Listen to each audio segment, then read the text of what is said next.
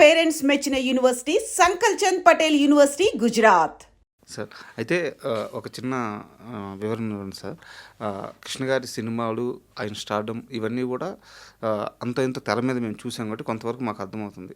But Krishna గారు cinema తెర మీద కాకుండా నిజ జీవితంలో ఎలా ఉండేవారు, ఏ సందర్భాల్లో ఎలా ఆయన అప్రోచ్ ఉండేది, బిహేవియర్ ఉండేది, మీరు దగ్గర చూసిన మనిషి కాబట్టి స్టూడియోలో కానీ సెట్స్లో కానీ ఎలా ఉండేవారు ఆయన ప్రవర్తన?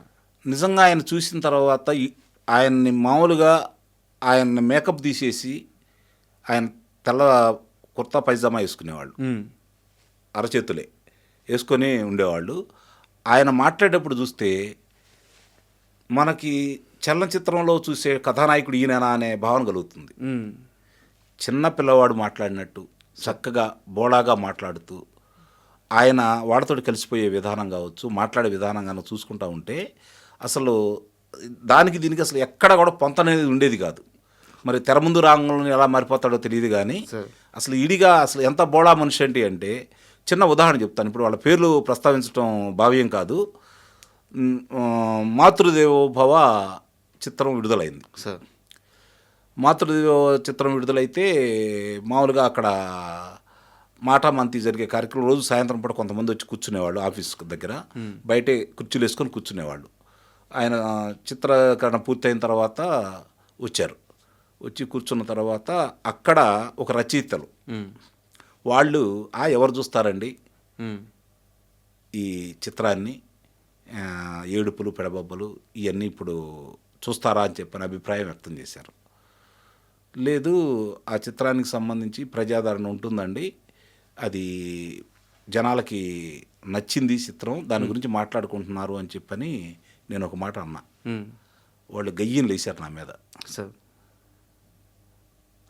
మూడో రోజు మళ్ళీ వాళ్ళు వచ్చారు. కృష్ణ గారు చూసావయ్యా, వాళ్ళు ఆ అబ్బాయి చెప్పింది నిజమైంది కదా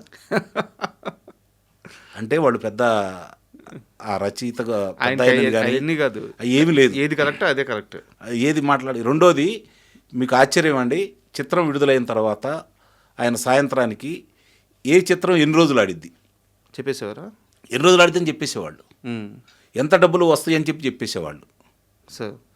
ఇంకో చిన్న సంఘటన, నెంబర్ 1 చిత్రం చేస్తున్నారు ఆయన. నెంబర్ 1 చిత్రం చేస్తూ ఉంటే రమేష్ బాబు గారి చిత్రం కూడా జరుగుతుంది అక్కడ సార్. మధ్యలో ఆయన 11 గంటలకు 12 గంటలకు మళ్ళీ స్టూడియోకి వచ్చారు. స్టూడియోకి వచ్చిన తర్వాత ఆయన దాంట్లో మామూలుగా పంచ లాల్చీలో వచ్చారు. వచ్చిన తర్వాత రమేష్ బాబు అడిగాడు, ఏంది నాన్న ఇప్పుడు వచ్చారని చెప్పని. అంటే ఈ డ్రెస్ బాగాలేదని ఎస్వి కృష్ణారెడ్డి గారు షూటింగ్ క్యాన్సిల్ చేశారన్నారు. అంటే ఎస్వి కృష్ణారెడ్డి గారు కృష్ణ గారి అభిమాని సార్. ఆ కాస్ట్యూమరు ఆ రిచ్నెస్ కనపడలేదని చెప్పని సార్ ఆ రోజు చిత్రీకరణ ఆపేశారు. అదే ఆయన అభిమానం, ఆయన వచ్చేది చెప్పాడు. ఆశ్చర్యం అంటే ఆయన ఏవి దాచుకోవడం అనేది ఆయనకు తెలియదు కృష్ణ గారికి. రెండోది అవతల వాళ్ళు మనం మాట్లాడే దాని గురించి ఏ విధంగా తీసుకుంటారని కూడా ఆలోచించరు. ఉండట్టు చెప్పడం అనేది ఆయనకి. మీరు అన్నది నాకు ఇప్పుడు సెన్స్ అవుతుంది. ఇప్పుడు కృష్ణ లాంటి ఒక సూపర్ స్టారు పలానా డైరెక్టర్ ఈరోజు షూట్ క్యాన్సిల్ చేసిన బయటికి చెప్పకూడదు, యాక్చువల్గా చెప్పకూడదు. నాకు కుదరలేదు, ఏదో కుదరలేదు కారణం చెప్పొచ్చు, కానీ డైరెక్టర్ క్యాన్సిల్ చేశారు షూటు, ప్యాకప్ చెప్పారు, నేను వచ్చేసానని కృష్ణ గారు లాంటి హీరో చెప్పకూడదు కదా. బట్ ఆయనకి అదేం ఉండదు. ఉండటం కాదు, ఆయన ఏ కాడికి కూడా ఏ విధంగా ఆలోచిస్తాడు అంటే నిర్మాత నష్టపోకూడదు సార్, నిర్మాత నష్టపోకూడదు. ఇదితో పాటు ఆ రోజు అక్కడ అందరితో పంచుకున్నారు విరామం సమయంలో. ఇప్పుడు చాలామంది ఈరోజు మహేష్ బాబు అగ్రకథానాయకుడిగా వెలుగొంతున్నాడు కాబట్టి సహజంగా కృష్ణ గారి వారసుడు మహేష్ బాబుగా అందరూ భావిస్తారు. కానీ కృష్ణ గారికి రమేష్ బాబు గారంటే బాగా ఇష్టం సార్. ఆయన తీరని కోరిక అది.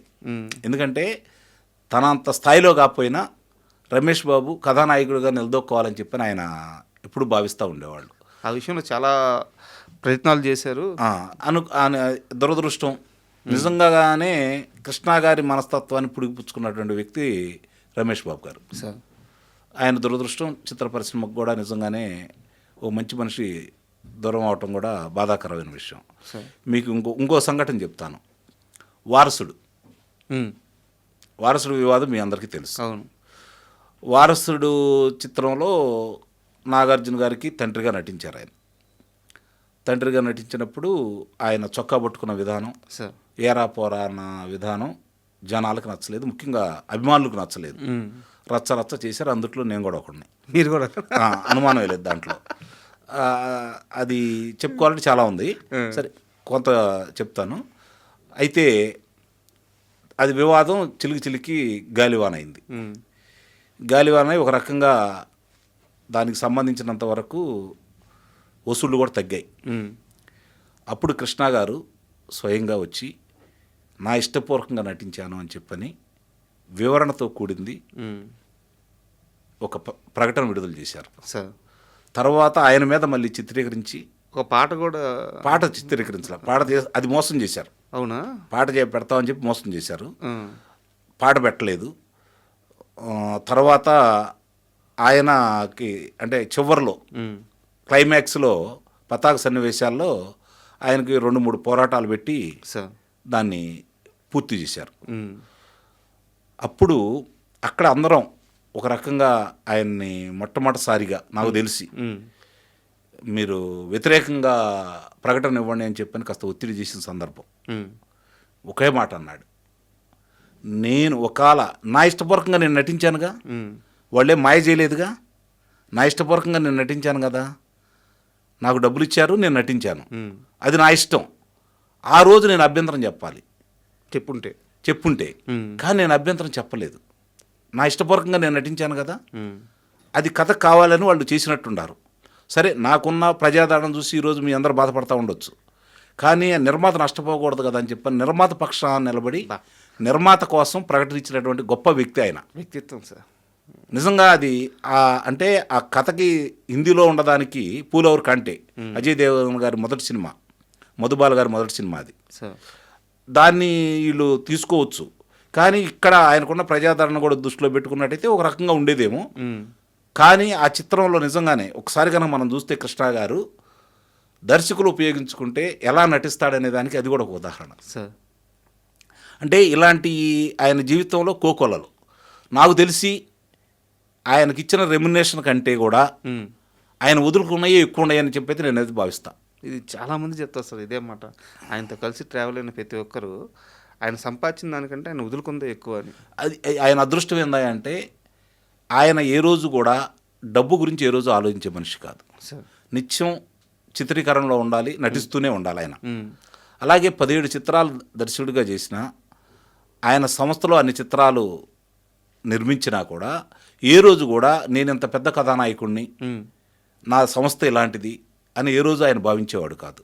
చుట్టూ ఎప్పుడు జనం ఉండాలి, సరదాగా ఉండాలి. సాయంత్రంగా బజ్జీలు ఏదో తింటారంట. ఇక అన్నీ ఆయనకి అక్కడ ఉన్నప్పుడు చాలా విచిత్రంగా ఉంటాయి. ఆయన ఏ కాడికి కూడా తిండి విషయంలో ఆయన లిమిట్ అని కానీ ఇట్లాంటివి ఏమి ఉండవు. ఇష్టపూర్వకంగా తింటాడు ఆయన. ఆయనకి 11 గంటలకి బఠానీలు కానీ, శనగపప్పులు కానీ, జీడిపప్పు కానీ, లేకపోతే ఏడుజనగ గుళ్ళు కానీ, మరి ఏడుజనగ ఉండలు కానీ, ఇవన్నీ కూడా ఆయన ఇష్టపూర్వకంగా తింటూ ఉంటాడు. అది ఎంతమంది ఉండాలి ఏంటనేది కాదు, ఆయన విరామ సమయంలో ఆయన తీసుకొస్తే తింటూ ఉంటారు ఆయనతో పాటు అందరికీ.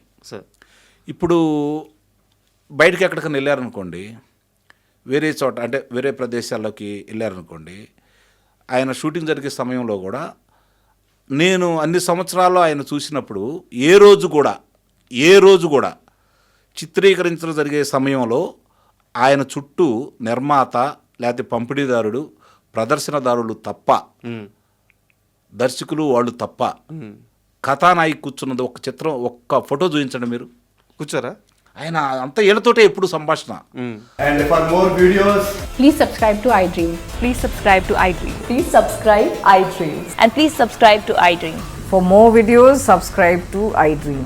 please like, share and subscribe to the channel. Congratulations, iDream.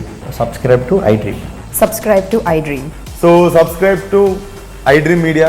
iDream ki iDream team andarki huge congratulations. Please subscribe iDream Media. Please subscribe to iDream.